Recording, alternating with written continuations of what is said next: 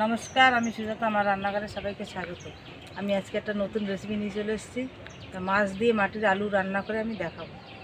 এই দেখুন কি সুন্দর হয়েছে। এদিকটায় দেখুন, চারদিকেই হয়েছে, দেখেছেন? তুলে দেখাচ্ছি এখন আলুটাকে। দেখুন কত বড় হয়েছে, তুলতে পারছি না। এই দেখুন খোকা ইলিশ মাছ নিয়ে এসেছি। এই খোকা ইলিশ দিয়ে আমি মাটির আলু রান্না করে দেখাবো।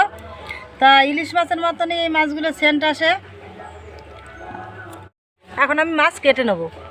মাছ কেটে নিয়েছি, এখন আমি আলু কেটে দেখাচ্ছি। এই দেখুন আলু, আমি এখন আলু কেটে নিচ্ছি।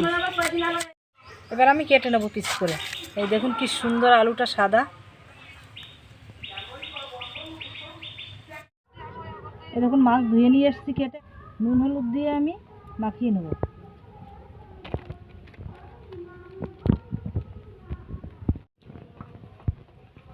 কড়াই গরম হয়ে গেছে, এখন আমি তেল দিই। তেল গরম হয়ে গেছে, এখন আমি মাছ ভেজে নেব।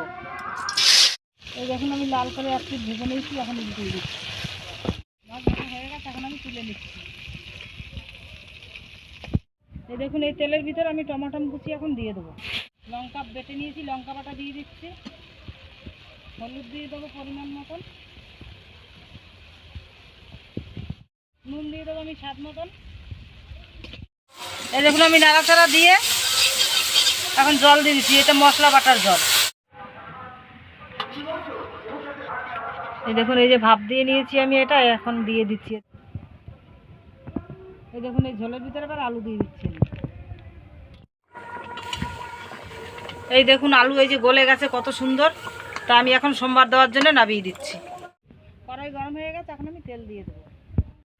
তেল গরম হয়ে গেছে, এখন আমি শুকনো লঙ্কা ভেঙে, তেজপাতা আর কাঁচা জিরে দিয়ে দিচ্ছি। এই দেখুন লাল করে ভাজা হয়ে গেছে, এখন আমি ঢেলে দিচ্ছি। এই দেখুন ঝোল ফুটছে, এখন আমি মাছ দিয়ে দিচ্ছি।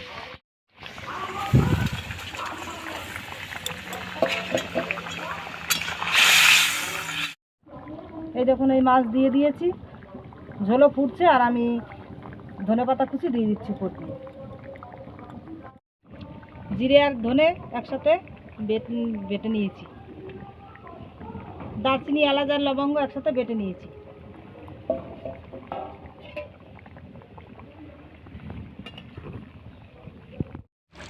মাছের ঝোল রেডি, আমি এখন নামিয়ে দিচ্ছি। মাটির আলু দিয়ে খোকা ইলিশের ঝোল দেখুন কীরকম হয়েছে।